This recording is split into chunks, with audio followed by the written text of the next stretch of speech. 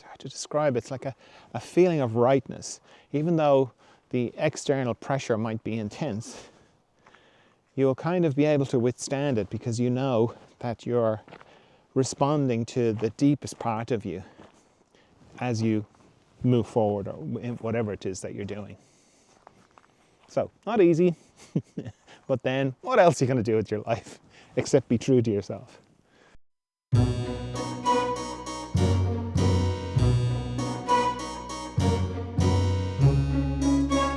Hello friends, John Dalton here for the Emergence Podcast, where we go into love, consciousness and the mystery. In this episode we're going into how to change, talking to dead people, holding on to yourself, repeating patterns, and the spiritual process. Okay, so this person wrote, "The sacred knowledge is calling me. PTSD is 4 letters stacked together. Man can heal and make a change. Tell me how to make a change." That's not all they wrote a lot more, but it's the gist of it, and it's where the question was. I suppose the rest was context. So, the idea about consciousness and the trick with consciousness and the difficulty with consciousness is that as soon as we become aware of our own consciousness, we feel like we have to do something about it. And yeah, it's true, there is things we can do, but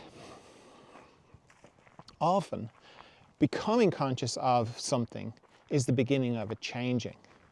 In my book, this is not a plug for my book, but there is a story in my book, Why Do We Get Sick? Why Do We Get Better? Why do we get bitter? No, why do we get sick? Why do we get better?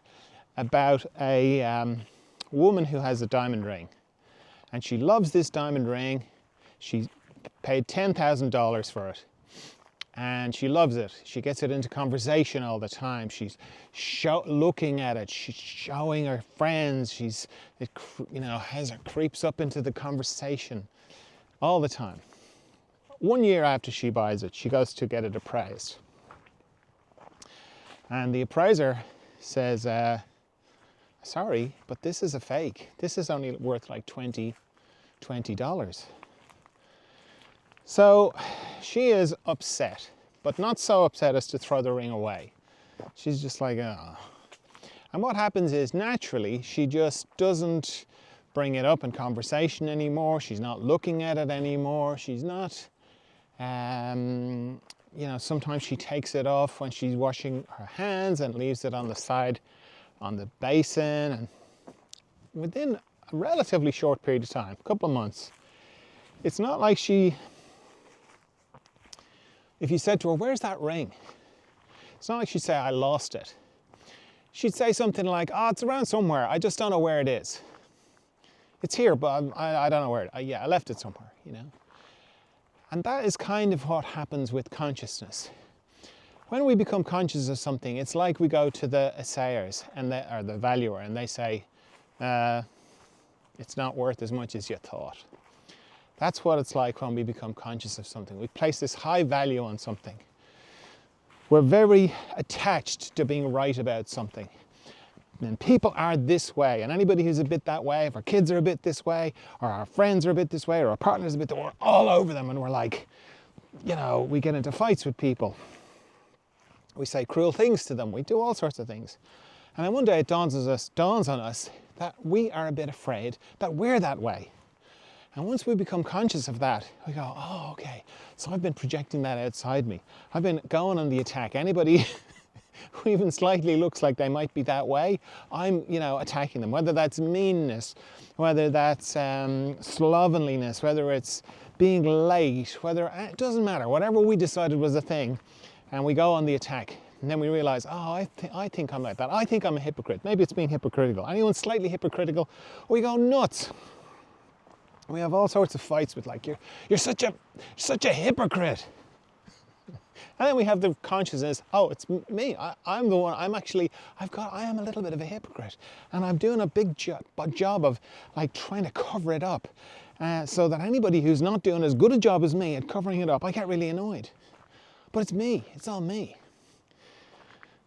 we naturally just, if we kind of go, that's it, I've got to go and apologize to everybody. I must stop being so critical of people who are hypocritical.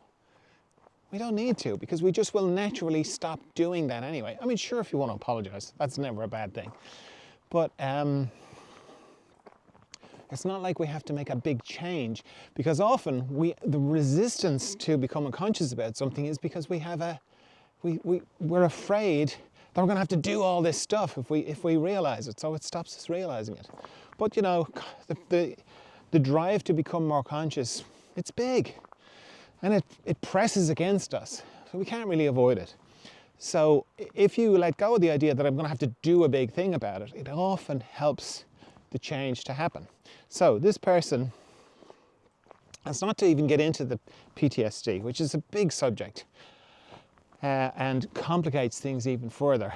But like we have, like if I was to sum it up, you could kind of go, we all have like things happen to us, and we're all traumatized by the things that happen to us. That's one way of looking at it, and that's true. Another way is that the things that happen to us trigger and highlight to us the unconsciousness we have to work with. Now, the unconsciousness we have to work with is usually around the decisions that we make when the terrible things are happening to us. Like, it's my fault. That's such a common thing in childhood stuff, particularly. This is my fault, okay? So that's an unconscious thing that takes a long time to come to the surface until we get to the point of going, you know what, it's not my fault. And then that changes everything, and then we readjust how we are. I mean, there's so many different types of PTSD. I don't want to just kind of give some like little trite prescriptive thing like all you have to do is, I don't mean that at all, okay? But I often think of things in terms of consciousness and unconsciousness. So PTSD, trauma, repeated trauma, new trauma, it complicates things, but it also highlights our unconsciousness. And when you view it that way, then you can work with it a bit in that way as well. So a lot of it is about consciousness and becoming more conscious and dealing with our unconscious to become more conscious. So when you see your unconsciousness, the feeling is like, oh, how am I going to change this? How do I change? And what I am saying, and what I've observed in myself and other people, is just the fact of becoming more conscious is the beginning of the change. So I wouldn't be too concerned about how you're going to change. It'll just happen naturally. You'll naturally be able to do it. It will just naturally, you won't have to do anything. It will just come up inside you. You'll just drop it like the lady with the ring. It will just be something that you don't know where you left. It's just not part of you anymore because you become conscious of it.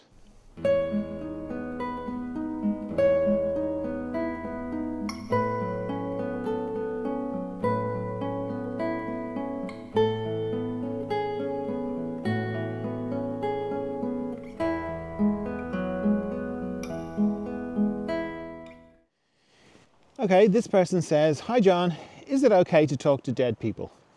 I've done your Going Beyond the Psychic World training and I think it's not allowed, but I just wanted to check." I think it's not allowed. That conjures up the impression that the Psychic World training is a list of do's and don'ts. It's not so much that. I just encourage people to go beyond the psychic world and go to something deeper that's beyond it. And the whole thing about dead people is the desire to talk to dead people comes from the incredible pain of losing somebody dear to you that you love, and they're gone, and there's something like the finality of death is intense. Somebody just goes, one minute they're alive and you're chatting with them and you're arguing with them and you're laughing with them, and the next they're just gone. It's so shocking. And we're attached. We get attached to each other, and it's understandable. And we want the conversation to continue. We want some little bit of connection with them, some little bit of sense of their presence. Very understandable. So what I encourage everybody, myself included, is to come back to what the direct experience is. So let's move away from death temporarily and just, you're with the person that you love. They're in the next room. And they're in the next room, and you have just a feeling on the inside of them being in your life, and that at any moment you could go next door if you wanted to and have a little chat with them.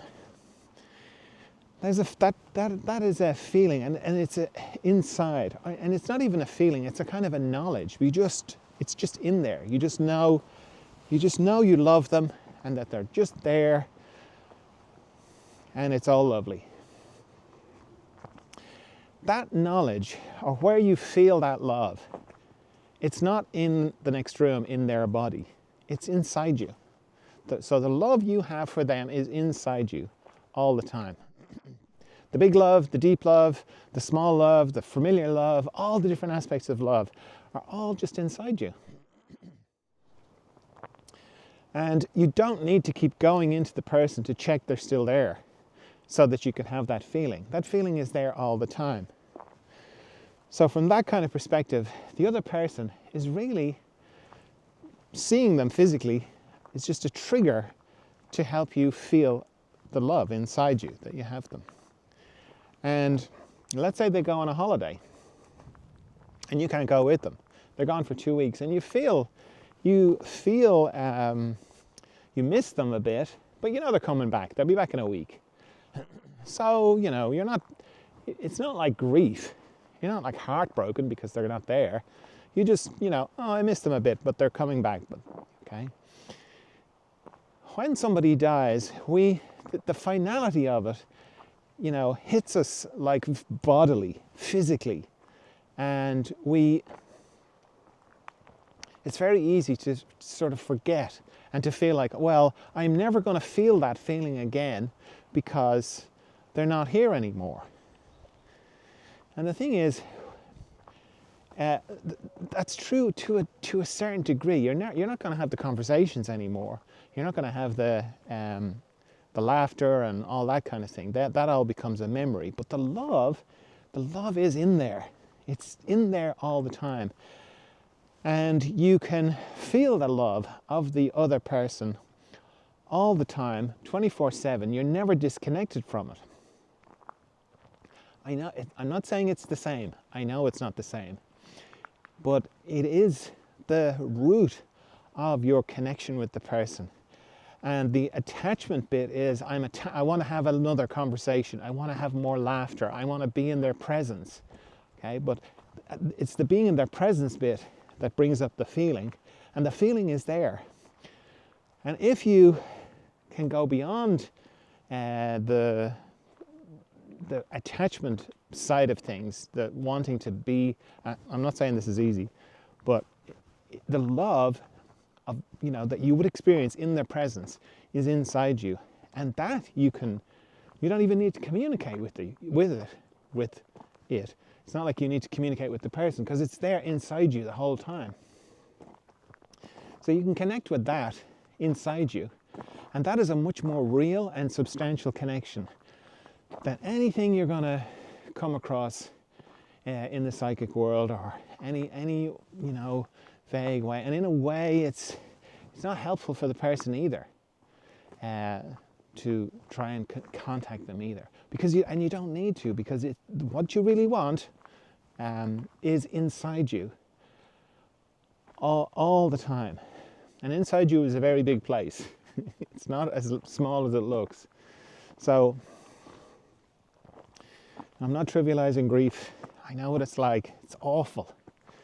But if you can go beyond it, go to the source of the love, and as much as possible focus on that, and it's there inside you all the time anyway, and feel that.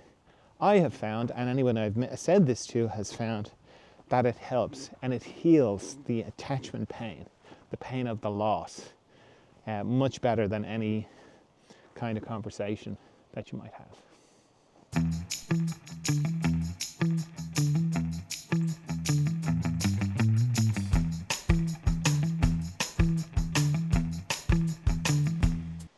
Okay, this person says, hello John, my question is simple. How do I hang on to myself and my truth in the face of intense external pressure? Thank you. Oh, it's easy. That is the question we're all facing. That is the question we're all facing. And you know, it's not new. Like, that's a question that people have been facing for a long time. And it's one of the trickiest things in the spiritual life, because, okay, if you're in an oppressive regime and it's very obvious what is challenging your truth, that's kind of easy in a way, because it's very kind of black and white. It's very clear what to do and what you're up against. But in the spiritual life, or the life in consciousness, in my experience anyway, it's much trickier, because it's more subtle. Well, much more subtle. You threw a gorse bush there. Much more subtle. And you're up against kind of societal pressures there, and the subtle pressures of society. Everything from what you wear, to who you're friends with, to the sort of music that you like, to this being subtly complicit in things that you don't feel comfortable being subtly complicit in. Maybe you have to leave the job. Maybe you have to leave the marriage. Maybe you have to say something that you just don't want to say. Maybe you have to have the conversations that you don't want to say. Maybe you want to have to look inside at yourself about things that you don't really want to look inside about. It's not easy. So I think knowing that, that is helpful. And what makes it more complicated is, well, what is my truth? Who am I that I'm trying to hang on to? What you know, when I say hang on to myself, well, who am I? What is that? And that's why I advocate meditation as much as I do. Now, I'm not talking about any old meditation. I'm talking about the sort of meditation I do, which is, I mean, you can always go and do the training if you want to find out the way I meditate. But in essence, it's meditation for growth in consciousness. So you're up against, and you're up at the coal face of your unconsciousness. You're right up against it, and you're dealing with it all the time in meditation. And doing that helps you get a better idea of, who am I? What is my truth? What is true for me is probably a better way of saying it. Because my truth sounds a bit monolithic. And because we're in the process of becoming more conscious all the time, it changes and it grows. And it's a dynamic living thing. So this is my truth, you know. But you can say this is true for me. I think that's a probably more accurate and flexible, bit more space in there, a bit more wiggle room. Not to wiggle out of, but just to not be rigid. So knowing that, getting a sense of what is, I mean, really we find the truth about ourselves by discovering what's not true about ourselves and by letting go. It's much more a process of letting go, I think, than arriving and searching for something. So when something comes along and we feel this external pressure, we kind of go, is that really true for me? It's like, no, it's not. It's like, okay, well, what is true for me? Then, if that's not true, you go, well, I don't know what's true for me, but I know that's not true. I know I can't agree to that. I know I can't be part of that. I know that I used to think that way, but I don't think that way anymore. And I see that I think that way because I was kind of told to think that way. Everybody thought that way, but I just can't anymore. It's more like that. So there's no simple, here's how to hang on to yourself and stay true to yourself in the face of external pressure. Because it changes, and with consciousness, the more conscious you become, the more pressure there can be on you, because there's, it's like the quote about, it's no sign of mental health to be well adjusted in a very maladjusted society. And, there's the world at the moment is not really built on love. It's built on other things. So the deeper you go into consciousness, the deeper you'll go into love. And the deeper you go into love, the more you're going to be at odds. And it's like, well, how do I do that? How do I live with it? What am I moved to do? What am I doing? What am I finding myself doing, you know? And if it's so different for everybody. And there's no one, everybody, whatever comes up in you to do, then that's the right thing for you to do in response. So for some people it will be, they'll become activists. For other people they'll get into the system and they'll try and change it from within. For other people they will respond to it energetically and deeply meditatively. For other people they'll just won't do anything externally on the surface. They'll just have an ordinary life with their families, but inside, at every little opportunity, they will be kind, or they'll vote a certain way, or they'll spend a certain way, or whatever. And all of that is okay. What it doesn't really matter what other people do, it's what are you moved to do? And what you're moved to do is hard to discern, because you're not sure whether you're doing something out of reaction, or you're doing something out of conditioning, or you're doing something because it's the movement of the deepest part of you. So it's all a mystery. Like the mystery, as I talk about it, is expressing itself outside you and inside you all the time. And one of the ways you can know about how the mystery is expressing itself is what you do, what you're moved to do. And to kind of preen that of your unconsciousness gives you a much clearer expression of what the deepest part of you is moving you to do. And the more you do that, the more satisfying it is. And generally, the more in tune with it you are, the more, it's hard to describe, it's like a feeling of rightness. Even though the external pressure might be intense, you will kind of be able to withstand it, because you know that you're responding to the deepest part of you as you move forward, or in whatever it is that you're doing. So, not easy, but then what else are you going to do with your life except be true to yourself? Really.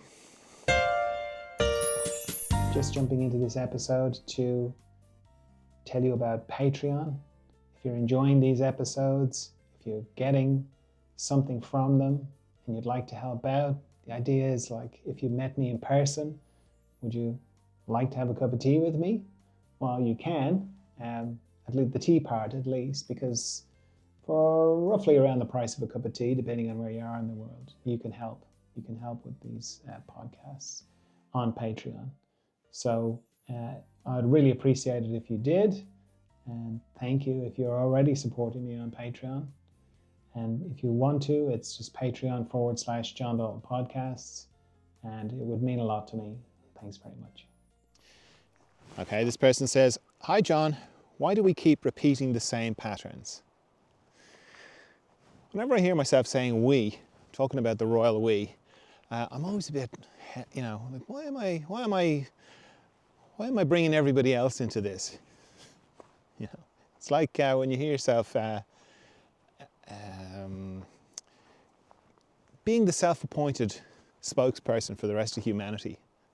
So when you say things like, people, this is, we all think this, or whatever. I always catch myself when I hear myself doing that. It's like, why am I having trouble saying it's just me? Why do I keep repeating the same patterns? Okay, I'm not saying this person is saying that, but just, I think it's a good one to look out for. Because it's so easy to look at other people, and it's very easy to see other people's unconsciousness at work, and to kind of go, oh, I know what's going on there. They're doing this, that, and the other. And you're probably correct. But it's very hard for us to see our own unconsciousness. And that's what counts, our unconsciousness. That's the bit where we're working out. So, why do I keep repeating the same patterns? Well, I think There's lots of reasons, but one of the things about repeating patterns is a bit of a giveaway, isn't it? It's a bit of a giveaway of like something's important to you, something's important to me that I'm trying to get my attention about. That I keep doing the same thing again. I keep falling for the same person, type of person. I keep finding myself with the same kind of boss, if it's work. I keep having the same conversations. People keep behaving towards me in the same kind of way. Why is that? What's going on? So in my experience, it's to do with what we are working through, this question that we all have. Everybody, I've worked with thousands of people at this stage, and everybody seems to have a question about themselves that they're working out. And the question is broad. It's very broad spectrum. So it's like, am I good or am I evil? Or am I weak or am I powerful? Those kind of questions. And we don't know what the question is. We spend our whole life working through it, but we don't know what it is. Much like we go through a whole movie not knowing what the ending is going to be. And we don't want to know what the ending is going to be. Yet we spend the whole time watching the movie going, I wonder what's going to happen next. And somebody's like beside you going, I've seen it before, I can tell you. Shut up, I want to watch it. We're like that with our lives. We're like, I wonder if I'm powerful. I wonder if I'm evil, whatever. And we bring on all these circumstances and events to help us with that. Now, look, I don't know if this is, true. I just know I've seen it in my own life. I've seen it in other people's lives. And I find it an empowering perspective because then I'm engaged with my life rather than all this stuff's just happening to me. Not much I can do with that. Okay. The thing to watch out for with this perspective is to not give yourself a hard time and to not let the part of you that likes to think you're a complete idiot jump onto this idea and go, why did I bring this? Why did I create this? What sort of stupid question do I have that I've created all these terrible things happen to me? That can happen very easily. You have to be gentle with yourself about it. So when you engage with your life in that kind of way, going, I wonder what my question is, I wonder what I'm trying to figure out, then the repeating patterns begin to give you a clue as to what you might be trying to figure out. So the fact that you keep being attracted to the same kind of person, the fact that it doesn't matter how many times you change job, you still end up being bullied. These kind of things help you kind of go, what might I be trying to figure out about myself here? And then the other thing about repeating patterns, or what can feel like repeating patterns, is often our issues, or the issues that we deal with in our lives, can feel like a clock face, And at 12 o'clock there's sex, at 1 o'clock there's money, at 2 o'clock there's power, 3 o'clock self-image, 4 o'clock love, and so on. We go through and we deal with all of these issues. And eventually we come back up to the top and we're at 12 again. I can't remember what 12, I said 12 was. Sex. We're back at sex again. We're like, I thought I dealt with this. I thought I'd figured this out.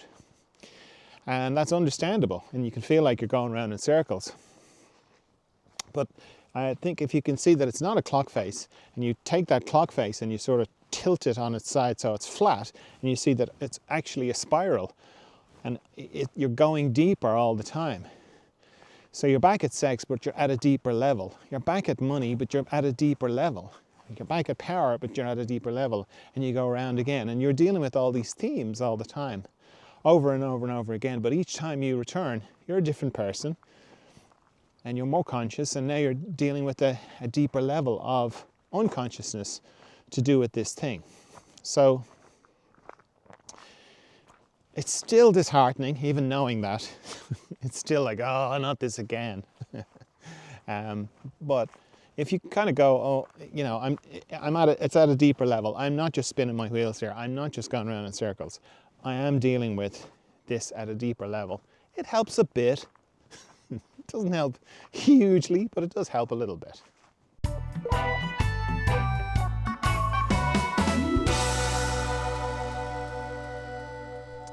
Okay, this person says, hello, John. How do I know I'm going through a spiritual process and not a different kind of process? To me, there's no difference really, in a way. You can go through an emotional process, you can go through a process of releasing trauma, you can go through all sorts of different processes, but ultimately everything, I don't know, spiritual is a bit of a loaded word, but what I mean by that is that it comes down to consciousness, that it's all helping me become more conscious. So for me, there's no difference. There's no difference between what people call a spiritual process and any other kind of process. And sort of seeing it from that perspective, then you can kind of relate to everything in that way. Like it's all to do with consciousness. It's all a spiritual process. Then you're not kind of categorizing, oh, this is important, this is consciousness, and this isn't, you know? Like I regularly ask myself, and I think it's a good question to ask, is how is the mystery expressing itself in me, and how is the mystery expressing itself outside me? And the idea of like, is this a spiritual process or not? That gets rid of it then, because it's like, well, it's all the mystery doing its thing. And like all I have to do is, you know that and do my best to be as in tune with it as I can. If you are so moved, maybe you're not. Maybe you're like, no, I'm going to have it my way. I'm going to do things my way. I'm going to make things happen my way. And like, sure, everybody is completely free to do that. I found that doesn't work for me. Whenever I do that, and I have done it in the past, it's always been like catastrophic. It never works out. It always ends very badly for me. And I become more conscious for sure, but it's always there's always a lot of pain involved. And yeah, I'm not a big fan of pain at all. Well, pain is just part of it. I'm not a big fan of suffering. So probably more accurate to say there's a lot of suffering involved, you know. So I'm not too concerned about whether something is a spiritual process or a process in consciousness or not, because to me it's all spiritual, or it's all consciousness at work.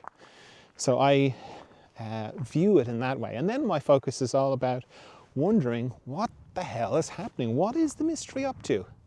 You know, or what is it doing, and how can I be in tune with that? Because there's a resonance, you know, because it's inside me as well. It's not just outside me, it's inside me as well. And it's like I'm doing things. I'm moved to do things, and I'm interacting with it, and what's that all about? And then it's just this very fascinating interaction. And I know that it's all going towards the good. It's all going towards consciousness, my growth in consciousness, or the increase in consciousness, in existence and out of existence. So yeah, I don't make a distinction, and it's all beautiful. Okay, that's all I have for you this time. I trust you're well. I trust you're of good cheer. I'll talk to you again soon. Bye.